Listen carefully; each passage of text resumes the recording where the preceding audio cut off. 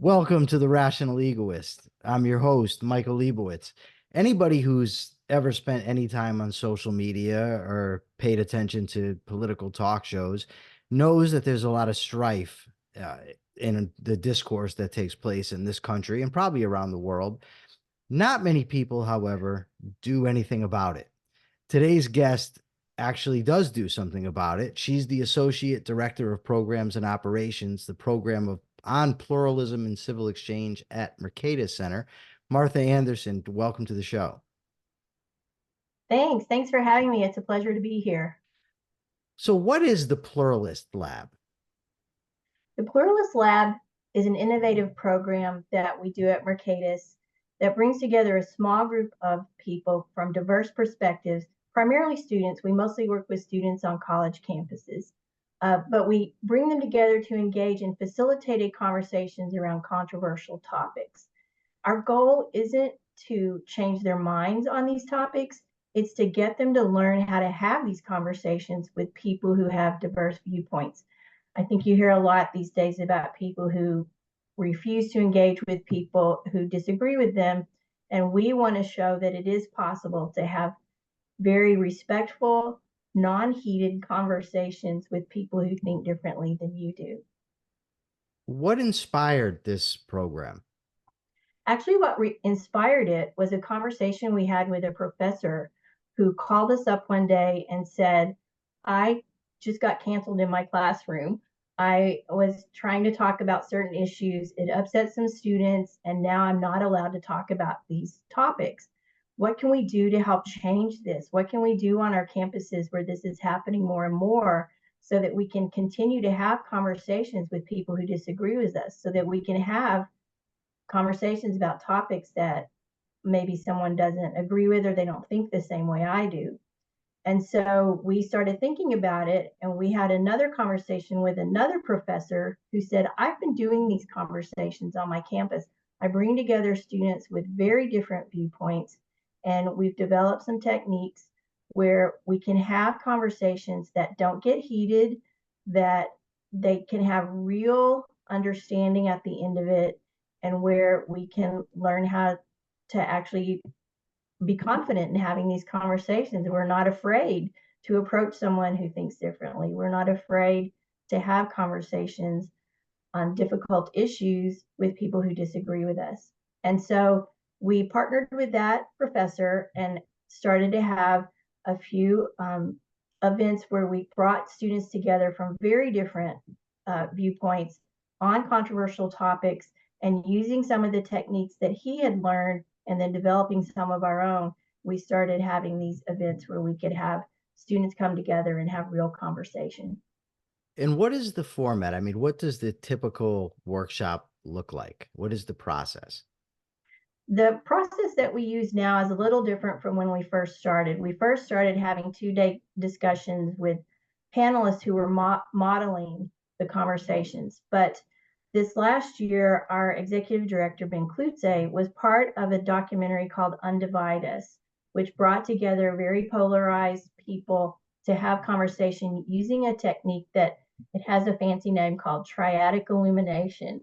But what it means is you do sort of a 3-way conversation where you use paddles, and it looks kind of silly, but it actually really works, and it kind of actually brings some fun to it. But you use paddles that signify what your answer is to a question, and the question will be a very provocative question about a controversial topic like crime or immigration or some social issue, and you either signify that you have this response or you have that response or you have a response in the middle. We typically do a softball question in the beginning just to show you how the paddles work, and it'll be something like, what do you think brings the greatest source of human happiness? Dogs, cats, or something else? And people usually laugh and go, oh no. And then you'll ask them at the count of 3, raise your paddle. If you're a dog person, raise purple. If you're a cat person, raise orange.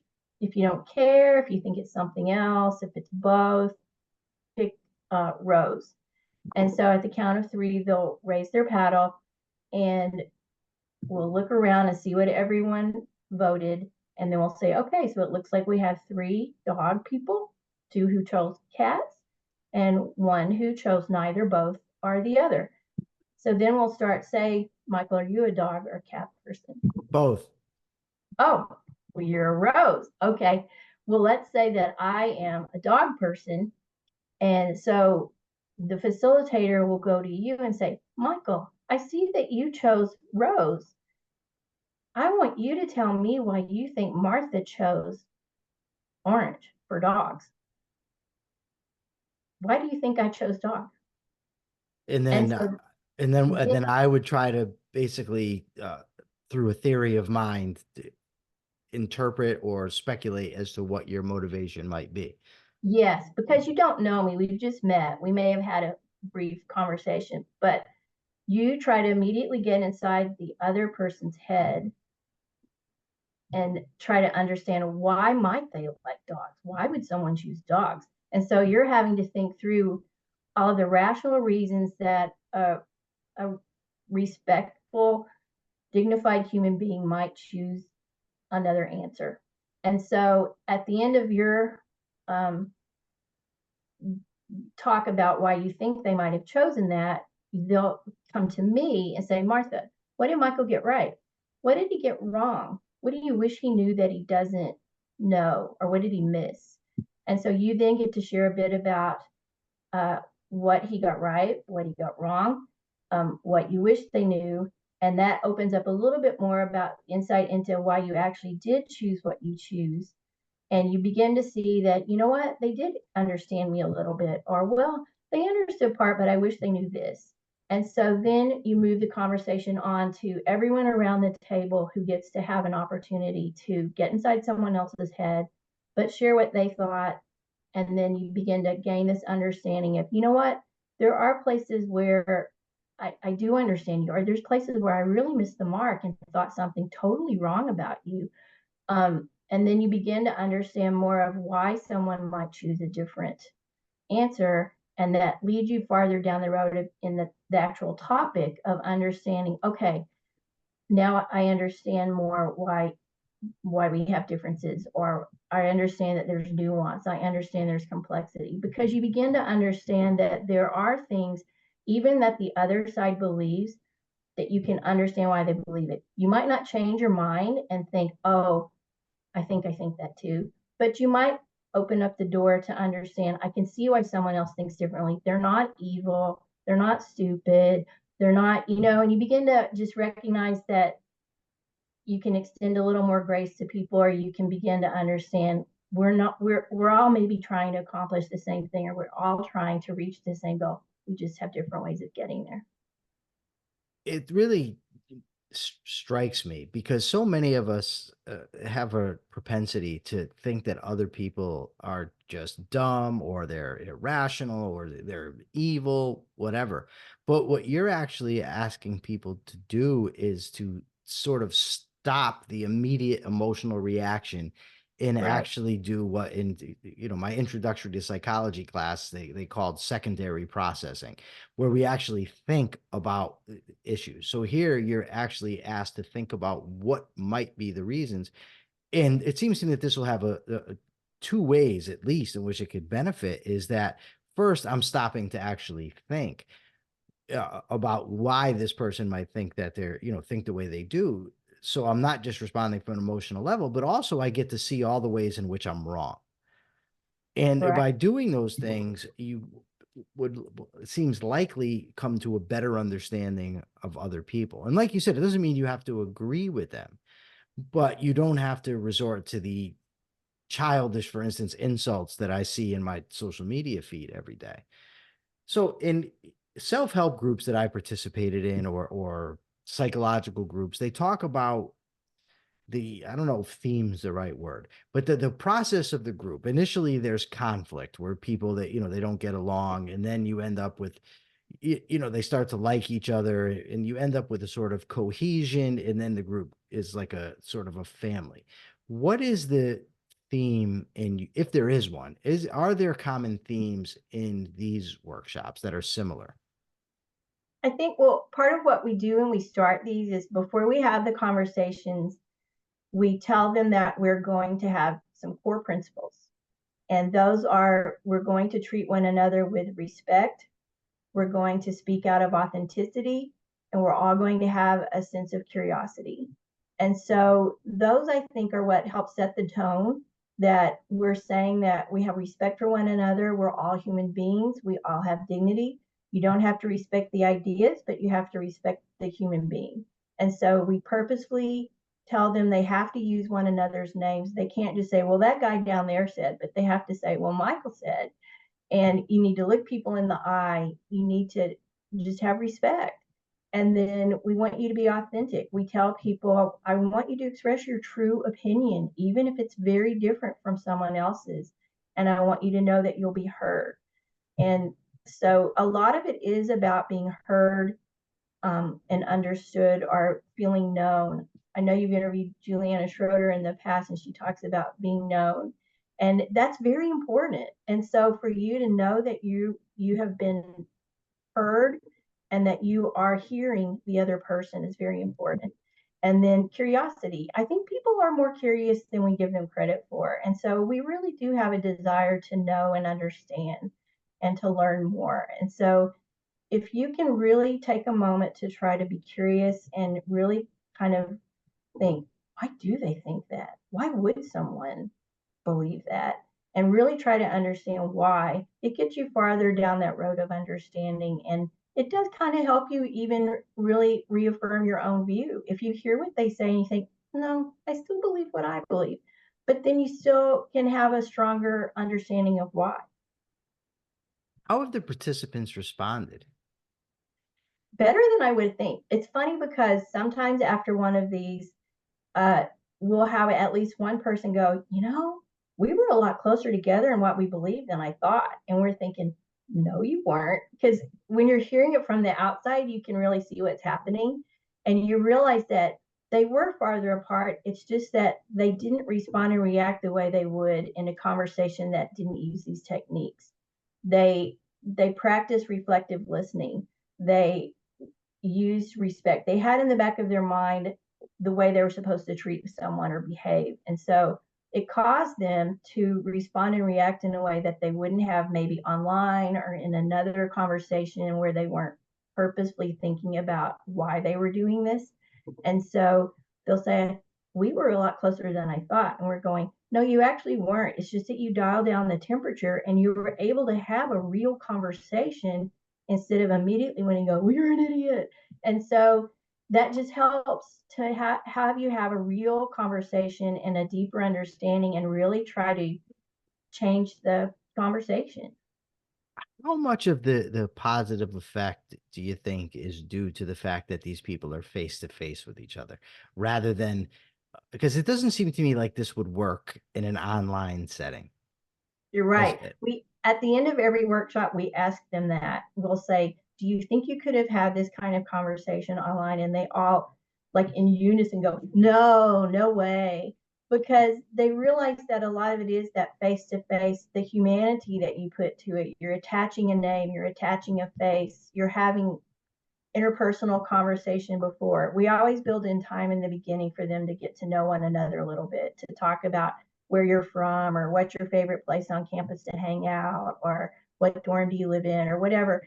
And so they get to know one another a little bit as someone who's a human being who shares some similar experiences or likes the same kind of pizza or whatever. We'll often say, what's your favorite ice cream flavor?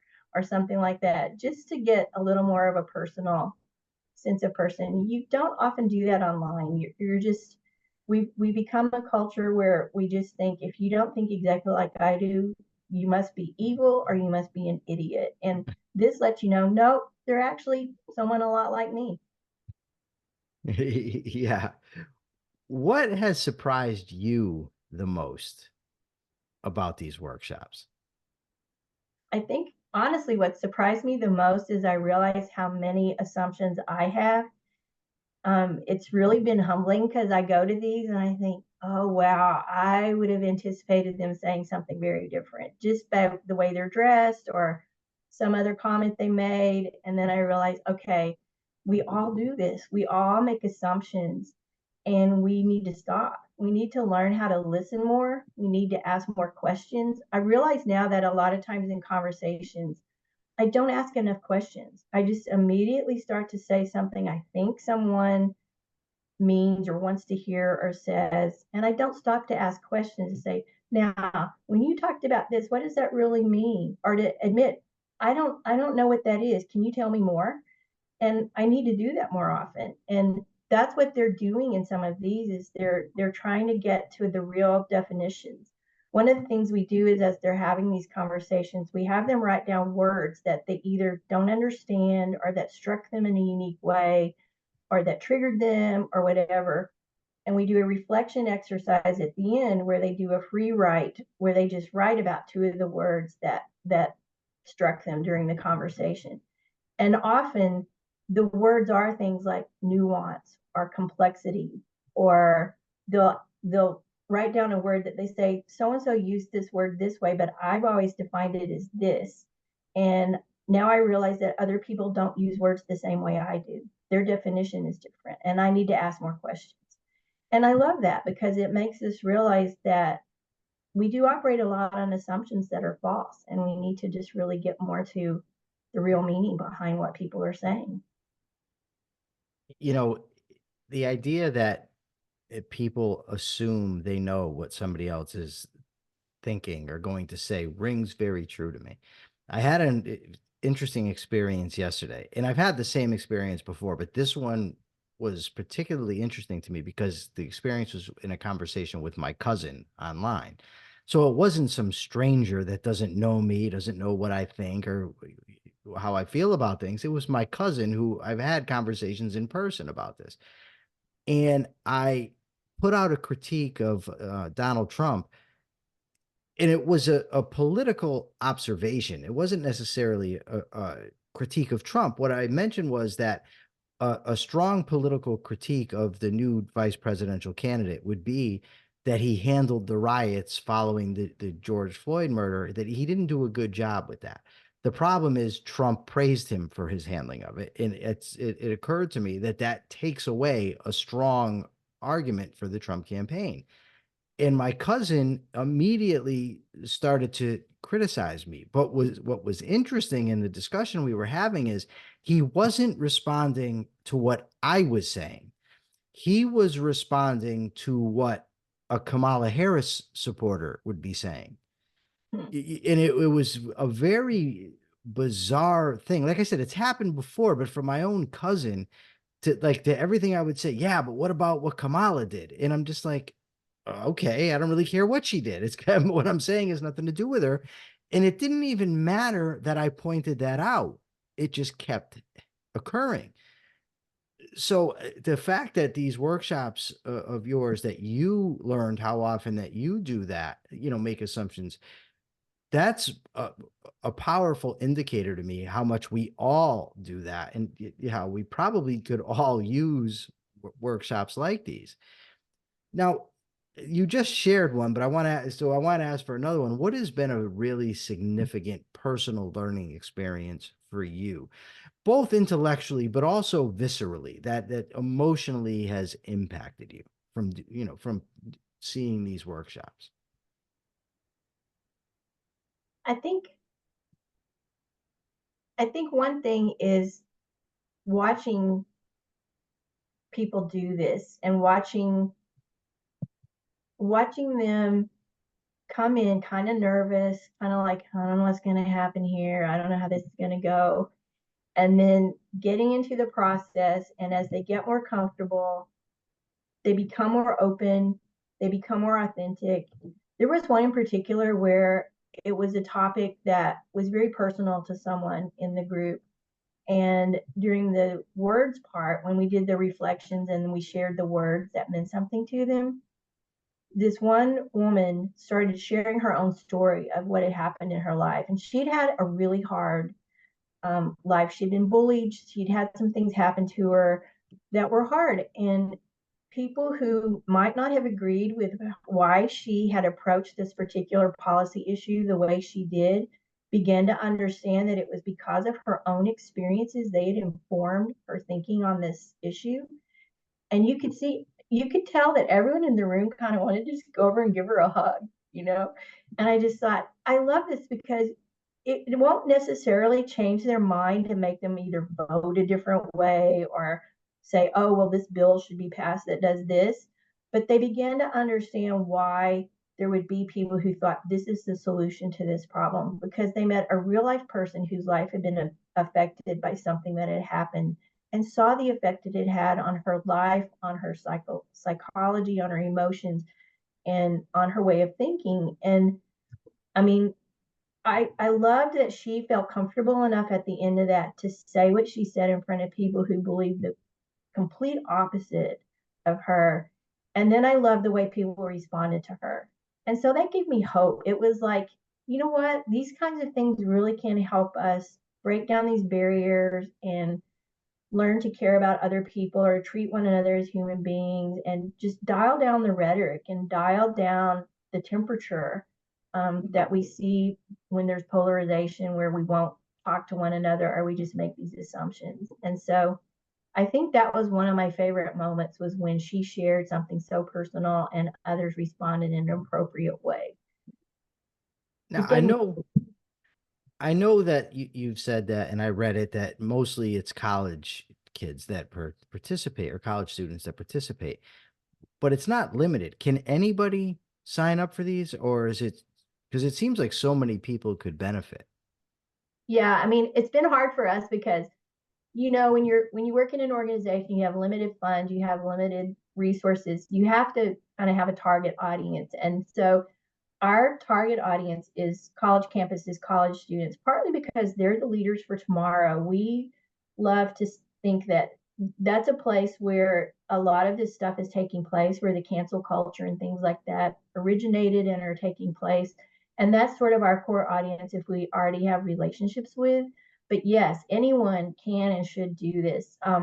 If you see the Undivided documentary, which our executive director Ben Klutze is in, those are adults. They're brought from all over the place. They applied to be in these focus groups and showed up for this. And so it works very well with adults, with younger people, with almost any group, a faith-based group or a think tank or any place where you get diversity of opinions. You can bring people together to do this. There are some political groups that are going to try to start experimenting with this, I think. But we're not able to provide resources for all those people, but we would love for people to just like talk to people about it, show them how it works, or see the documentary and see how it works, and then just adapt those techniques for their setting. We can't do them all, but we would love to share what we're learning so that other people can adapt it and do it on their own.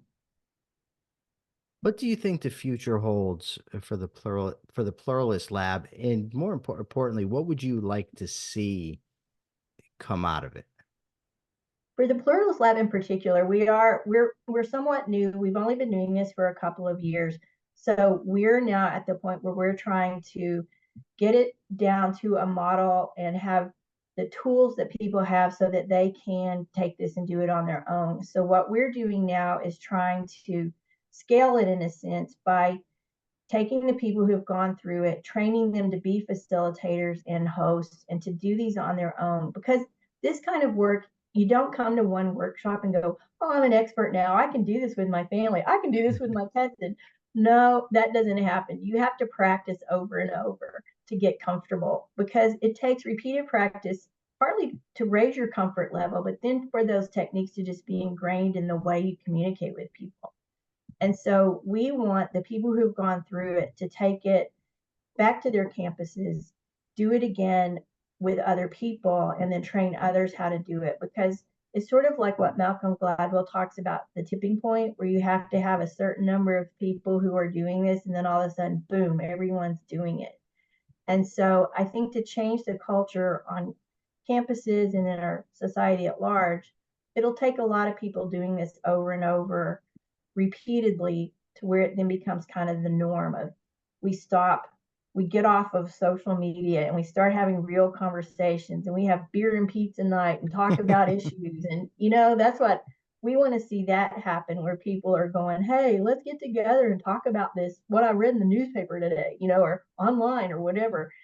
And so hopefully that will happen where we're training more and more people who are then training more and more people, and then it becomes embedded in the culture. And then we do start to see this shift in how people communicate, how they solve problems, how they come together around issues. And hopefully then we'll see dial down rhetoric, less polarization, more pluralism. I like that you referenced the tipping point. I read it probably when it first came out years ago, but I often keep that book in mind as I try to grow this podcast and just hope I eventually reach that tipping point. Yeah. You know, And we realize it can take a long time, but we're yes. chipping away at it. What would you like people to know about your work that I haven't asked you about that you think people should know? Good question. I think it's important work. I think that we're at a point in our culture where people we call them the exhausted majority. There are a minority of people who are extremely polarized, but the way it's characterized in the media and what you hear about, you think, oh, everyone's like this. And, it's just exhausting to think about all of the anger and the fomenting and all the rhetoric that's out there. But honestly, most people do kind of just want to get along and find a way to have conversations and to say hi to your neighbor who may vote differently than you do or believe differently than you do, and still be able to like go get a cup of coffee and have a conversation over the fence or whatever. And so we're trying to equip those people to have the confidence to speak up and to say what they believe and to care about the person next door enough to start the conversation and then know how to navigate it once it begins. So that's what I would like people to know. It is possible. You can do it. It takes practice. It takes courage, but you can do it. It's in my experience, you're very right about polarization because in my daily life, when I talk to people, when I go out, I don't experience that. The online world and the world I see in the papers is so different from the world that I actually live in. In one sense, it's disheartening to see how vile a place social media could be, but in another sense, it's encouraging that people generally aren't like that in real life. Does that make sense to you? Yeah. Okay, Yeah. that's good. Because I do think real life, just being in the same room with someone puts up some guardrails that you don't have on social media. And so you do treat people with more respect. You do treat people more as a human being because they're standing right there in front of you, and there's something inside of you that triggers this respect and a desire to understand more than online where it's a nameless, faceless, anonymous person. Martha, I really think you're doing very important work, and I really appreciate you taking the time to come here and share it with us today. Where can people find you and find information about the Pluralist Lab, the documentary, What Divides Us? Where is this information? Undivide Us, I think the website name is Undivide Us the Movie. So you can Google that, just Undivide Us the Movie. You might want to add the word polarization to Google it. We're at mercatus.org, and that's mercatus.org.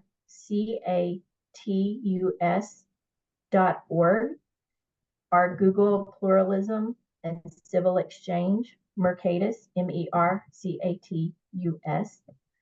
And you'll find us. Or just put in Pluralist Lab. I think when you Google Pluralist Lab, we come up at the top as well. So, and we're on LinkedIn, we're on all the social media sites as well. Okay. Well, I hope people will look into it because, like I said, I think it's very important. And thank you so much for taking time out of your day. Thank you. It was a pleasure. I enjoyed it. For now, this is the Rational Egoist signing out. I'm Michael Liebowitz. Till next time.